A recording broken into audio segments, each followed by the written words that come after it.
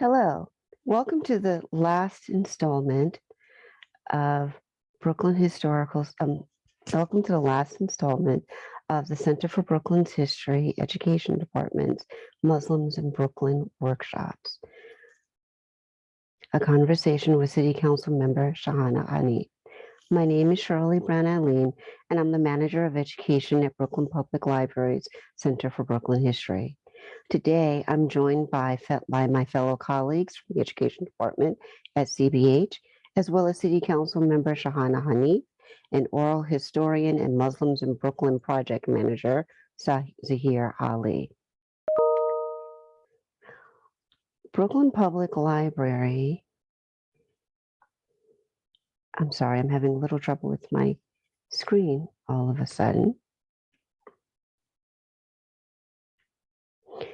Brooklyn Public Library Center for Brooklyn History stands on land that is part of the unceded ancestral home of the Lenape, Delaware people.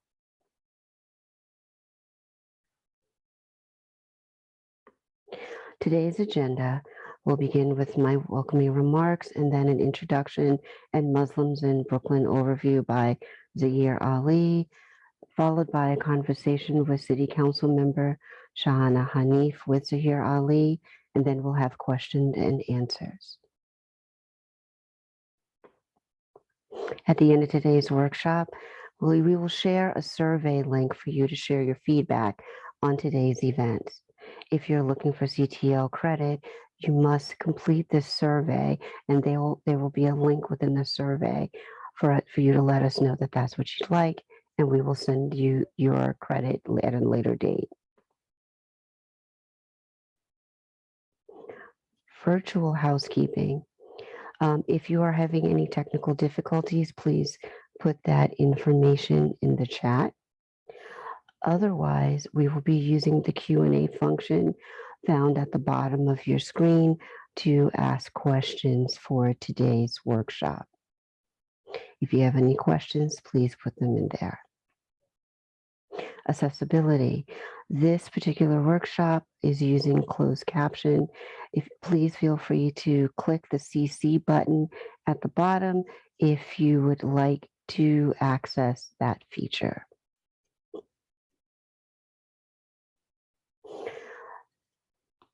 This workshop is being recorded. As you know, all cameras are already off, but we wanted to make sure that you know that this will be recorded and this will be placed onto our YouTube channel within the next coming days. Code of conduct. Our events are intended to create a space that nurtures a community of educators that is inclusive of all, regardless of race, ethnicity, gender identity, religion, age, sexual orientation, ability, or stage of professional development. All attendees are expected to show respect to presenters, organizers, and other attendees.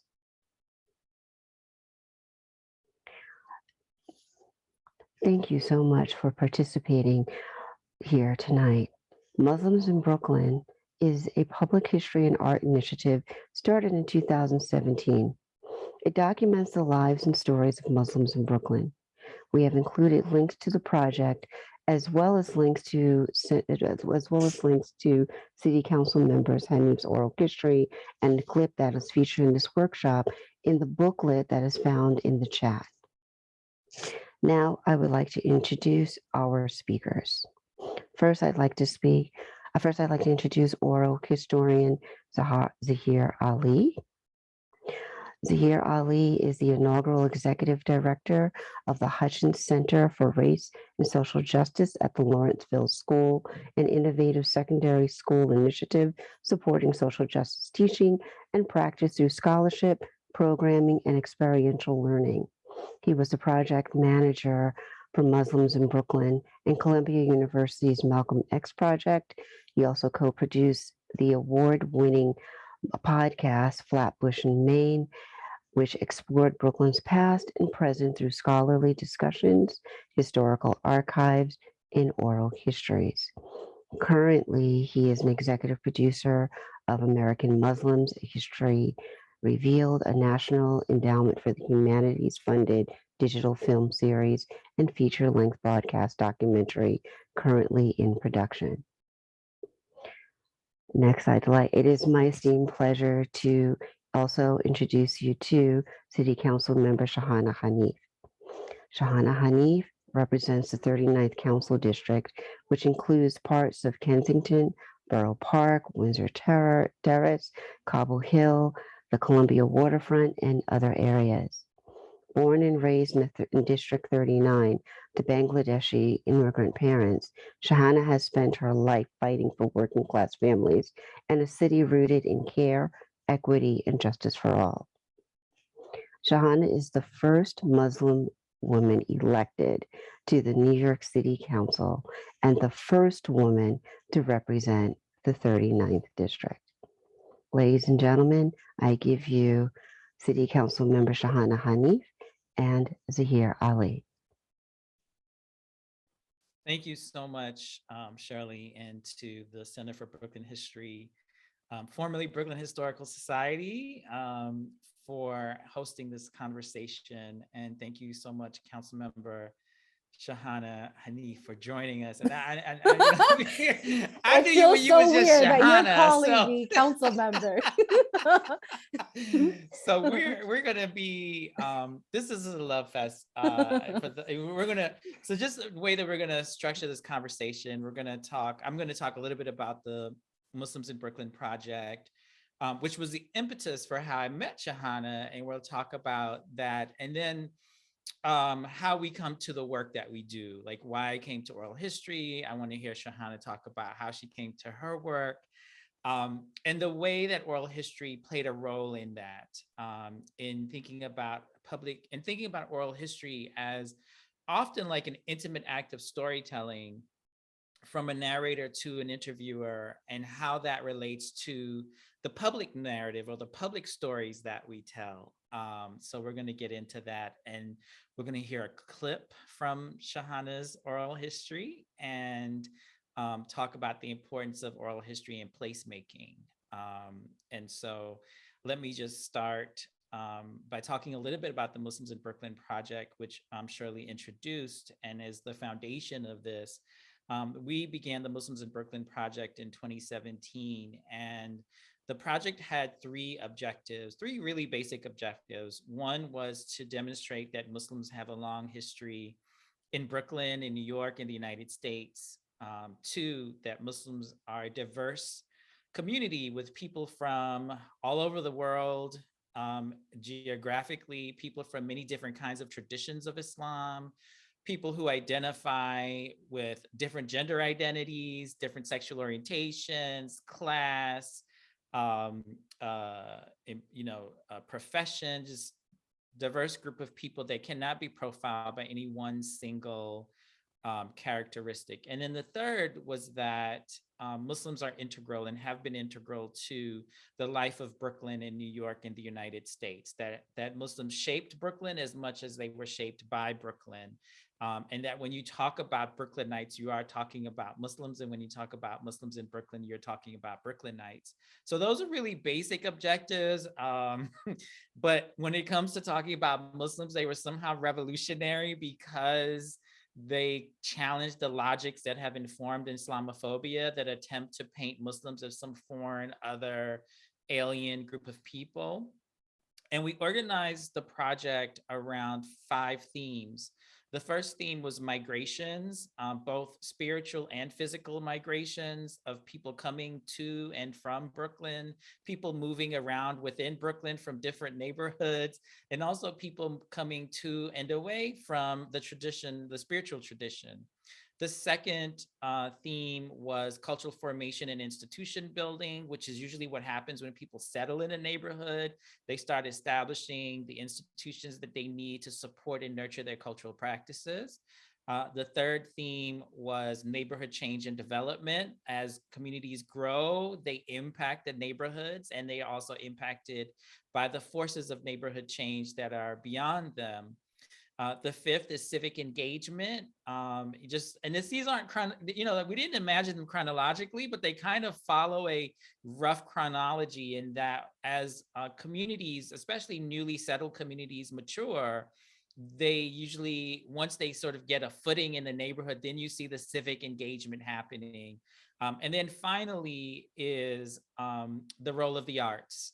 And so, with this project, we were so excited to contact then Council Member Brad Lander, who was always a huge supporter of the Brooklyn Historical Society, as it was known then. He showed up at all of our events whenever he was called on, and I had already done some research on, different Muslims in Brooklyn that I might want to talk to, people who were emerging leaders, people who were organizers that I thought, oh, this would be an interesting person to interview. And so when I was talking to Councilmember Lander's office, he was like, oh, the person that we really want you to talk to is in our office is Shahana Hanif. And I remember flipping my notepad and looking at I was like, oh, that's the person I want to talk to. So we were put in touch with Shahana, and she took me and Liz Strong, who was the project coordinator for the Muslims in Brooklyn project, on a neighborhood tour of Kensington. And we met Shahana. I think she asked us to come meet her, and she was at I don't know exactly. She was doing work with recent immigrants on like working through their process. So we kind of sat. I don't think she planned it because she was just like running late, but it was great. So we kind of sat and watched her do her work and see how embedded she was in the community and how much care she brought with that work. And then she took us on a tour of Kensington, and we sat down to talk more about the project. And then Liz and I fought for who would get to interview her, and sadly I lost that fight. So the oral history interview that we have archived was conducted by Liz Strong. The photograph, which is I think an iconic photograph of Shahana and I sitting across from each other in the library at the Center for Brooklyn History, looking like I'm interviewing her, was staged, but symbolically it represents the engagement we had. So, so that's my side of meeting Shahana. I'm gonna like turn the mic over to Shahana and tell us in the audience how you got involved in this project and why you got involved in this project. Absolutely. Thank you so much. Assalamu alaikum to folks who are here. Good afternoon. I just want to give a big shout out to the Center for Brooklyn History and Brooklyn Public Library, two groups I will continue to support. I know this COVID time has been such a struggle to continue programming, and the fact that we're providing free programming is so critical, and that we've moved to being able to share out this free knowledge through Zoom is absolutely critical. So thank you so much. So I remember when Councilmember Lander had shared with me that there's a perspective project called Muslims in Brooklyn. It of course excited me because there is nothing like that. And I remember my initial question being, are these just academics who are trying to come in, write an article about us, an academic paper, and just take from us that it is an extractive, will this be an extractive relationship, which is what I've seen over and over with how our communities get treated, that we are research topics and nothing more, that the input or the product doesn't then reach us. And it was why I had asked Liz and Zaheer to show up to the neighborhood. I was like, we are not doing this over the phone. We are not doing this over a conference call or me just coming to the Center for Brooklyn History. You will come to the neighborhood, and here's what this could look like. I wanted to also make sure that as in an advisory role that I was playing, because the council member's office had contributed and allocated funds in order to do this project, that I was thoughtful about who this project was reaching, who our interviewees would be, that this compilation should absolutely reflect the beautiful diversity of Muslims in Brooklyn.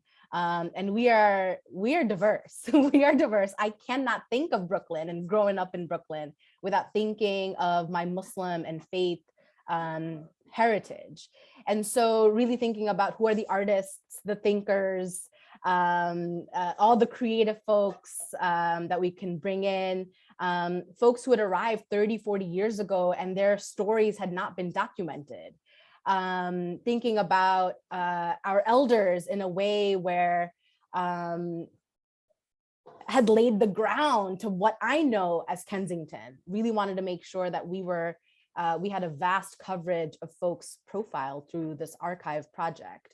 And also really breaking the status quo of who gets to get profiled, who gets to share their stories and be a part of these kinds of projects. And so the uncut, honest perspectives of everyday Muslims talking about love, talking about the gardens they love, the streets they love, where they had iftar. I mean, all of those stories are as important as the stories of us resisting and our organizing. And so that's what made and continues to make Muslims in Brooklyn so important for Brooklynites. And it is such an honor to see how the project has grown into curriculum and is reaching our school system in a time when, through COVID, we've seen an uptick in anti-Asian sentiment and bullying. These stories of our heritage, our histories, of how we build families, how we build communities is so important in a time when, you know, I've been calling, as have other legislators, for culturally responsive pedagogy in our schools. And so to have this archive right now in this day and age is absolutely critical to how we continue to resist, to how we continue to build an inclusive New York City, and how we build a more representative and participatory democracy. So I remember giving Zaheer and Liz a hard time and making sure that they were embedded in the community, which is why we organized an iftar together. We are so fortunate in my district to host an interfaith feminist iftar on Avenue C Plaza, which we'll get to talk about. But I wanted to make sure that the work was reaching our neighbors, that the work was reaching Muslims who had contributed to the project, their families, making sure that translation and language access was prioritized in all of the program documents and pamphlets. So I really appreciate the relationship we built and the care and compassion that was shown throughout this project. You know, I just thank you for that. And, you know, oral history is very much suited to this kind of work that you described, because in order to convince someone to tell you their story, and in order for that story to be told in a setting that where there is informed consent, where there's shared authority, there has to be trust. Right. And so there has to be that relationship that is developed, even if it's in a, you know, compacted time. It's important for that relationship to be there in order for the oral history to be successful. And the other thing that I like about oral history is that oral history gives a kind of agency and power to the narrator to do some things that are often unavailable. When you think about the way that, you know, place-based history is told. So, you know, just the work that we were doing at the Center for Brooklyn History was always focused on Brooklyn. And to do a project like Muslims in Brooklyn, it made sense for us to physically find ourselves in these neighborhoods, which I always liked about that job. Like, I always liked being able to leave the building and go to neighborhoods. And, you know, a lot of times when people think about the past or think about history, they think in terms of time. But another way of saying, you know, what happened, sometimes people will say such and such took place.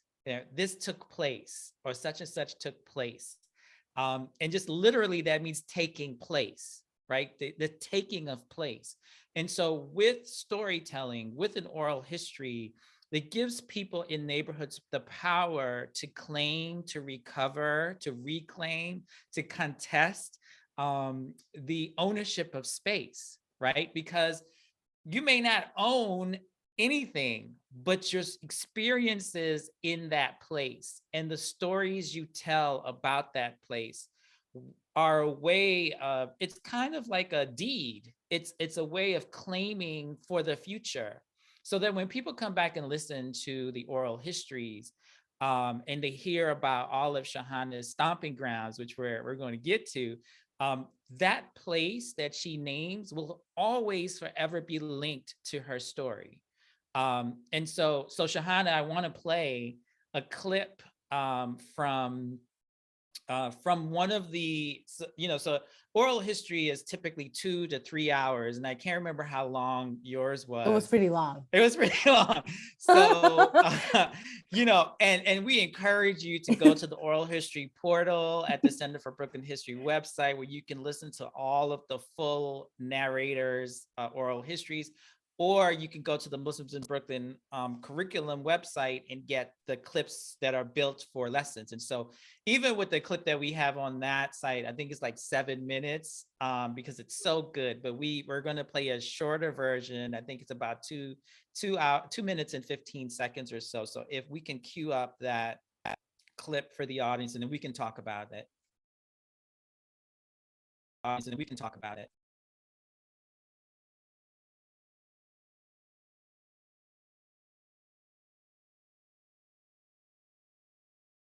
For me, public spaces is everything because the stoop wasn't enough for me. Like, I wanted to have more. I wanted to have a park. I wanted to have games. I wanted to be there all the time. For me, that's still true, where I love being outdoors. I love having access to public space that is especially centered to meeting those very needs of the fact that many people, especially Black and brown people, have not had access to public spaces in which they're not criminalized. So right before Avenue C Plaza became an institutionalized thing, it was just an empty lot. And I had always seen empty lots as opportunities. So there was, this was in 2015 or 2014, where there were a number of child killings in Bangladesh. And around that same timeline was also the killing of several Bangladeshi atheists and other thinkers and bloggers who many felt were writing in contradiction to Islam according to the sort of like hegemony. And so we took it upon ourselves to do political education on the plaza. Oh, this wasn't a plaza yet, it was just the empty lot. We just called it the Triangle, and had invited everybody to come, but mainly Bangladeshis from across the boroughs, to listen to us and to become activated and respond. And so the first half was just conversation and dialogue, all of which we presented in Bangla. And then we did a rally in the neighborhood. And for me, that was the first I had seen that, like a rally take place with the issue that concerns Bangladeshis. And it gave me hope that we care, people aren't silent, but people need an activator. And the political education can be done, but it's gonna take time. All right. So Shahana, I don't know if you can think Wow. all the way back to when you were doing that interview. Ooh. Tell us why do you think it was important for you to tell that story? You know, listening to myself just brought back some emotions. I love that. I think in our day-to-day, we're not intentionally remembering like what is sparking or catalyzing the struggle to resist every single day. And so just listening to this clip, ignited again, like the reminder as to why I'm here. And like, you know, through COVID, the need for open space, accessible space, it's just incredible to me that this clip is from so many years ago and we're still fighting for open spaces out here. I mean, I grew up in a neighborhood where our stoop and the adjacent block was my playground, was the playground of the kids on the block. The parks didn't have adequate renovations for us to really occupy.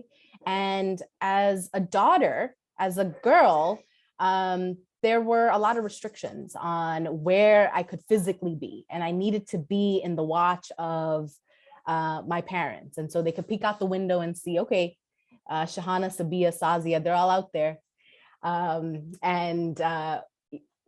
We tried our best not to go back inside, even for bathroom breaks, because we knew the minute we were inside, we had to stay inside. And so there was a lot of desire to be able to take up space across the streets. And I love that line of mine where I say that every open space is an opportunity.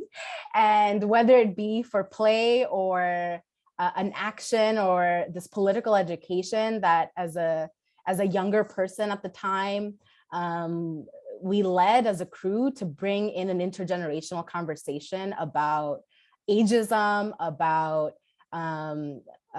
compassion and care among our neighborhood, and seeing that space as a space of collective solidarity. And for me, the opportunity to build friendships. I was fortunate that this playtime wasn't just to play, it was to build these friendships with one another. And not having open spaces also means not being able to build these deep friendships. And I think it is so critical for young people, and particularly young girls, young people of color, to have these spaces of freedom. And so I know it might feel like a stretch to think an open space like the Triangle, Avenue C Plaza is an opportunity for freedom, but it is. And so many of our neighborhoods don't have that. And so to see us fight for the plaza, which was the first step, a group of neighbors and I came together and we were like, this empty lot is not for parking, is not for the cars, it is for people. And then to use the council member's office, the Muslims in Brooklyn initiative, and all these programming opportunities to continue to connect people to the space became a mission of the work I was doing in the council member's office as a neighbor.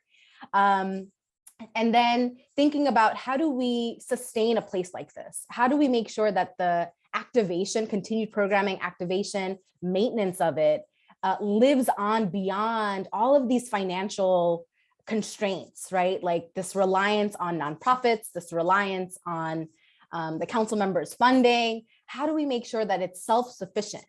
And there's a climate justice component to it, to activate spaces and to be our own stewards of the space is what I want.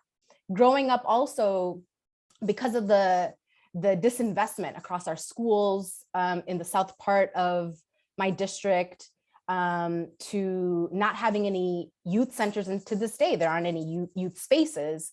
Many of us, and particularly the girls, dreamt of leaving the neighborhood. And many of my childhood friends have, but I sort of ended up needing to stay after my diagnosis with lupus, which I also speak about in this narration, not in this clip, but it was a big part of the oral history. And I remember feeling just so much like pain that I was diagnosed with lupus, 17 years old. I had a dream to leave the city, as a 12th grader, thinking I'm leaving, I'm out of here, freedom. What can that look like for me in another city where I feel safe? Or this like idea that I must feel safe in another city. I must go to another city to feel safe. But lupus did this thing where, because of the need for care, it basically brought me back home. It was like, you're gonna stay here. But I love that I didn't hate that. I love that I was open to this opportunity to think about, well, what does safety in this neighborhood for me look like?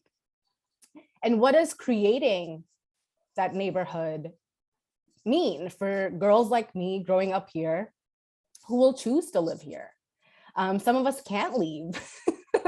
And so what does that mean for us as neighbors, as we have these conversations with one another, with our elected officials, with community-based organizations around placemaking and its connection to safety and to our liberation.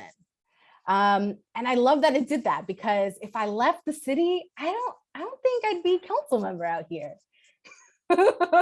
and so Avenue C Plaza is one of several open spaces that I've had an opportunity to cultivate and grow, bringing in arts programming, bringing in all sorts of grassroots initiatives to the plaza as a safe space. We have had organizations do climate equity dreaming using the textile familiar to, for example, Bangladeshi women, the shari, and use paint and other tools to think about what does living in a climate just Kensington mean to them, led by environmental activist Monica Jahan Bose. And so I could keep going and going about Avenue C Plaza because of how meaningful it has been to the connection to my home. This is my home. And I should be able to reclaim what home means to me as someone who doesn't have any plans on leaving this neighborhood for now. Well, I don't think they're gonna want you to leave at this point. We actually have, I think, some pictures from the first iftar that we, the Muslims in Brooklyn Project, supported. Let's see if we can pull that up. Yeah. So this was the first event that I think I did with Shahana, and this was in 2018. And you can see how that, once, whatever it was once, was transformed into a place of community gathering. And one of the things that you mentioned, especially, and I wonder if you can talk a little bit about this, because I remember when we were talking to you about, it was really important. So one of the things that oral histories are good at is to amplify voices and stories that are often silenced, diminished, or marginalized in more conventional histories. And they tend to be people who don't have as much resources. They tend to be women. They tend to be people of color. They tend to be poor people. And so it was really important for us to make sure that we interviewed women from different walks of life for this project. And I remember we sat with you and, we thought of, are there masjids we can go to? Are there restaurants or cafeterias or places where would we find those women? And you really taught us about gendered spaces. And so I wondered if you can talk a little bit about the ways that Avenue C, as a space that was curated the way that it was, helped to address the marginalization of women in the more traditional spaces in the neighborhood. Yeah, absolutely. I mean, the neighbors who would come together to vision around this empty space, which is our beautiful Avenue C Plaza, we all had different alignments around what this place could be. And for me, it was absolutely essential for the place to be where girls and women could gather without harassment, without the catcalling, without any surveillance. Because I had seen growing up, the boys my age had formed a cricket club or a cricket league in the neighborhood. And, when I started at Brad's office, these they'd grown up and, were the same age. And they were basically like, we'd love some funding and some support. They've become an institution. And that's what happens when we provide mentorship. That's what happens when we put in dedicated resources to the future of young people. But yet what I've seen is the future of some young people are invested in. And so for me, Avenue C Plaza really, if I peel back there are so many things that make it so special, and all the multitudes really bring it together. But the essential and the core for me is for it to be a space for girls and women. I wanted to see programming support immigrant mothers. I wanted to see programming support in the building of friendships among young girls who in some of our households cannot use the phone, are surveilled when we're using the internet, can't do anything post school hours, alongside becoming a sort of point person for parents. We need to see these role models in our community and be vocal about these conversations. And so programming like Monica Jahan Bose's, the feminist interfaith iftar, were some of the programming that were led directly by some of the young people in the neighborhood, and led by women in the neighborhood. And that's the other component of this, where I don't want the council member dictating what kind of programming takes place. I also don't want nonprofits to dictate what gets curated. This is the people's plaza. How do we make sure that the people are making decisions around what kind of programming is happening on the plaza? And for there to be leadership building capacity, then that's the support that the council member's office can provide, the nonprofits can provide. But for me, as I think about neighborhoods and feeling like I belong here, feeling like my body in this block, and as I walk the neighborhood matters here, is being able to contribute to the future of what this neighborhood looks like for me and all of my neighbors. I know we're gonna take questions soon from the audience, but I have this question it might be a little meta, but I'm interested in this question. Anyone listening to you speak, it's clear that you have a very sort of well-defined focus and vision. I wonder if you can talk a little bit about what was the experience of preparing and doing the oral history interview, because oral histories sort of ask that of you, right? Like they ask people to, to make sense of the past of their life and kind of package it into where it's 2 hours or 3 hours, whatever and I wonder, how do you feel the exercise of doing the oral history in that sort of intimate setting with Liz Strong, who was the interviewer, how did that play into, if it did, into your ability to tell a public story, the public story of you? I know that since my win, the oral history has been listened to many times. And, I have not listened to it once after the recording. I simply cannot do that. I cannot hear my voice. But the clip about the open spaces, is a reminder of the campaign that I led, the choices I made in mobilizing so many women to be a part of this campaign and this historic win. We had over 1,100 volunteers. This race was one of historic characteristics because the city has never elected a Muslim woman. The city has never elected a South Asian to the city council. This district had never elected a woman. And among our volunteer base, there being over 90% women was a meaningful part of this history that we've built together. And so I love that my oral history revolves around Avenue C Plaza and something that is just local. I grew up seeing this open space. I grew up to be able to change this open space to be more impactful to the daily lives of our people, whether they want to be the one to curate a program or to just have lunch in a space unbothered.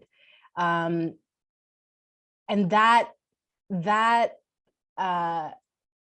aspect of this like daily joy in our neighborhood, the daily ability to occupy a space unbothered, is what I'm still bringing to governance. And so I love that in this oral history, which was of course like many years ago at this point, that how I'm going to govern and legislate in a city with over 1 million Muslims, in a city that is still impacted by warrantless surveillance, by xenophobia, Islamophobia, anti-Semitism. Our connection to place and space absolutely matters as we deepen our project to community safety, to safety and solidarity. And so, yes, the oral history has, definitely left just a feeling of pride that I got to share my story. I got to share just like how much love and joy I have every time I think about being from Brooklyn, being from Brooklyn, of course, at the time had no idea I'd be running for any office. But just to be able to relay the conversations about what being a feminist in the city and in my neighborhood means, about organizing with values at the front, and thinking about people, thinking about how to deepen my friendships and relationships with people in our city. I love that because you said you hadn't imagined running for office at the time, and that is true. And the thing about the past is fixed, but how we remember the past shifts depending on when we remember it, right? So if we were to do your oral history interview today, you'd arrange the facts of the past of your life, maybe possibly in a way that led to this point, right? Because it would make sense that way. But what we have in that document, in that archive, is sort of like your origin story. Yeah. And that's what's so special about it. It's your origin story told not from a place of privilege and power. It's from the place of an organizer, and who has no idea what's to come, because none of us do. But knowing what has happened since, it's really, really special now to have that preserved. And that's why it's so important for these kinds of archives to exist. I know that we are running, let's see, we have some questions here, and I guess I will try to pass it to Shirley to help us work through the questions. Okay, so the first question we have is, Dear Shahana, so wonderful to listen to your oral history and hear about your work. Today, I hear you using a lot of words from the education field: political education, cultural responsive pedagogy, placemaking, and dialogue. Does teaching and learning inform your stance as a council member? Absolutely. I have learned all of that from educators, from artists, as an organizer. Um, Unsure if there's anything else you'd like to add to that question that I can expand on. I'm curious because I'm also a Brooklynite, I'm very proud to say. And I was just curious, how have teachers influenced you for the work that you're doing, especially since you were, because yes, I did notice you were using a lot of education terms. I was like, yay. But I was just curious, how have teachers influenced you with the work that you're doing and what you're planning on doing um, with your current job now?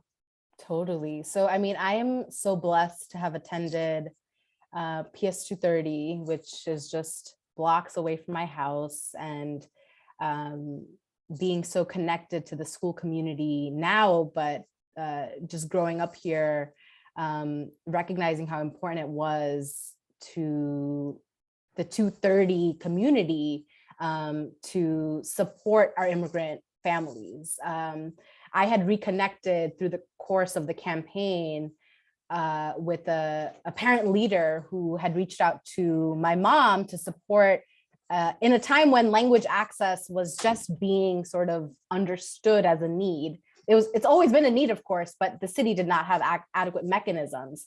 And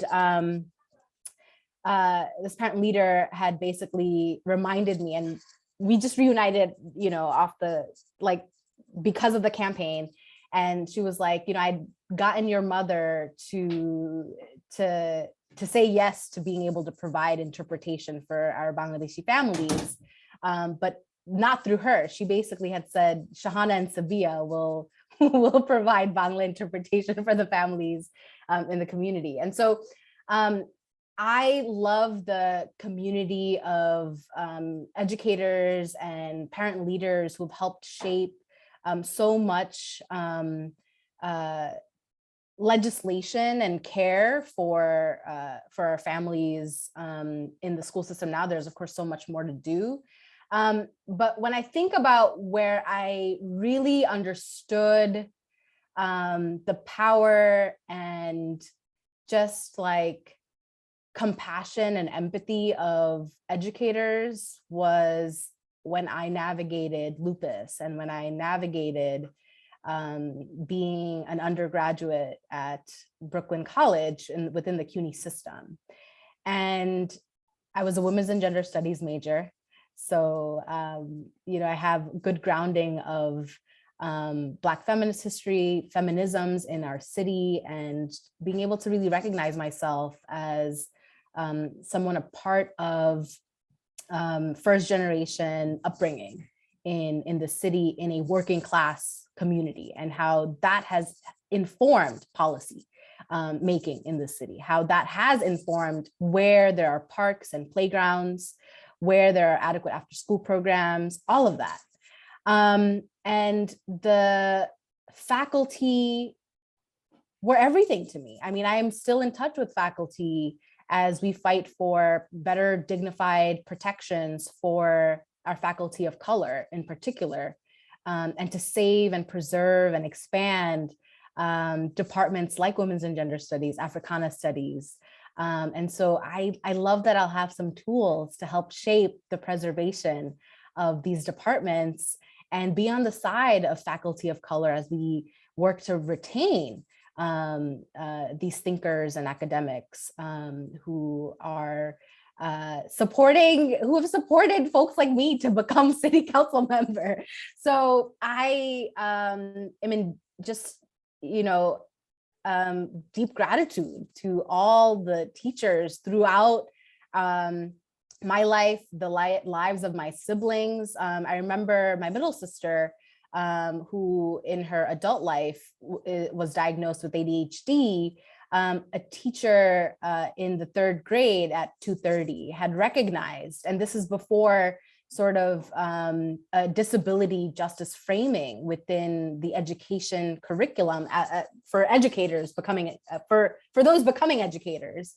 And she had just enrolled in a program to better support students with disabilities and learning, needing extra attention or additional resources.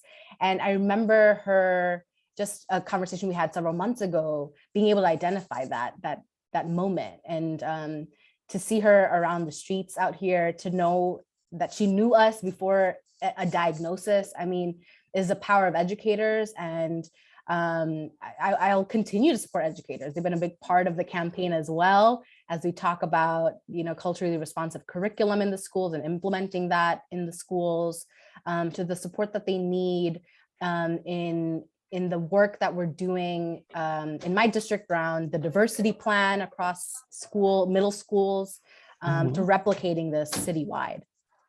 Well, I will say in the chat, someone has written that on election day, they were walking home in Kensington and met with one of your former teachers who was so proud of you. Another question we have is, someone has written, I love your phrase, to be our own stewards, which I also do when talking about Avenue C Plaza. Thinking about the component of the Muslims in Brooklyn project that examines the history of institution building, are there now Muslim institutions in Kensington or elsewhere in Brooklyn that share this vision and cultivate it? Or is it the groups with affinities to each other that constitute themselves as stewards that you know of? Totally. So for the work of Kensington, what I've done through my work at Councilmember Bradlander's office, and work that will continue to expand, is bring together all of these groups, small, large, grassroots, into what we're calling a coalition called the Kensington Cultural Council, who have helped shape. Some of them have members, others are really just into culture and democracy building in open spaces. They all play a function, and so that group is made up of groups that are led by Muslims. There are groups that are not led by Muslims, but the base are all Muslim youth, for example. So Arts and Democracy, Art Built Mobile Studios, the Singing Winds, Casa Cultural, Bangladeshi Institute of Performing Arts, so many, Shilpakala, so many organizations that I'd love to see more unified as we build out our, what has been an annual calendar of programming for the summer months, which includes the iftar event. But if there are others, I'd love to connect. And right now I have a little bit more, I have a few more tools to be able to support good groups. We've been able to have Malika, a self-defense organization founded by Muslim women, do work through participatory budgeting. I'm leading participatory budgeting in my district, which is the initiative that allows our neighbors to decide how public dollars, your city council members' dollars, get spent. And so I'm constantly on the look for good groups and meaningful groups. I will say that, as a first generation Bangladeshi Muslim, I'm particularly invested in the Muslim left and the South Asian left. And so there are very few organizations, we're forming them. Like, we're literally building out those spaces. And so I'm happy to speak offline to share more about my own interests in movement building and securing a New York City that is one that's safe and just. Yeah, unfortunately, we are beginning to run out of time. I just wanted to at least read one person has written, "Salam, and thank you for this meaningful space and conversation." And they wanted to know, this will be our last question of the night. I apologize, I couldn't get to everyone else's questions. What brings you joy as you navigate New York City politics and a leadership role as a female Bangladeshi Brooklynite? So I won't go into a whole dissertation, but I will say simply food. I take food very seriously. You will notice that some of the recent articles about me highlight a lot of the food that I eat. Food is also very intimately tied to placemaking for me. Zaheer pointed to how the restaurants in this part of the neighborhood is gendered. You will not see many women inside. And so one of the practices that I've gotten really comfortable with is eating. We seldom see women eating and enjoying food because of the stigmas around bodies. I refuse to not accept my body. I will only enjoy food and taking up space in the very places that are not expecting me, to occupy spaces. And so during the campaign, through organizing campaigns in the past, after events, a group of us would go and take up a table to just eat in some of the Bangladeshi restaurants. So food brings me deep joy, and happy to share recommendations, of course, across the city. In the district, I do a hashtag of restaurants with Dine in 39. Feel free to check that out. And again, a lot of what's written about me has revolved around what I'm eating in this moment of where so many of our restaurants have been impacted by COVID. And so part of the recovery means to be able to shop and eat local, dine local, which I encourage you to do. And if you're a foodie, please hit me up. Would love a food buddy. I may have to hit you up with that. First of all, thank you, City Councilmember Hanif and Zaheer Ali for participating with us tonight. We are so appreciative of you taking the time to join us for the last in our series on Muslims in Brooklyn. If you enjoyed today's sessions, we hope you'll consider joining us for future education workshops with the Center for Brooklyn's History. If you are looking for we're looking for a way to virtually support project-based learning and research in your classrooms during remote learning, or at any given time, please consider having your students participate in this year's New York City History Day. The Center for Brooklyn History is the proud host of this year's virtual contest, and we're partnering with cultural institutions around the city and state to support New York City students and educators who are interested in participating in the nation's biggest history competition. This year, New York City's contest is free and open to all 6th to 12th grade students. Pre-registration for teachers is open now. Registration for everyone will open January 31st. Finally, I'd like to conclude with an urgent request to fill out a short survey about your experience attending today's event. As we navigate this virtual world, I can sincerely say your feedback will directly impact the way we offer future PLs. This survey is also your key to CTLE credit. Those seeking credit will receive an option at the end of the survey to enter their details for this purpose. Only those that filled out the survey will receive credit. I repeat, only those that fill out the survey will receive credit. Those that request should keep their eyes peeled for a digital confirmation of your CTLE credit within the next week.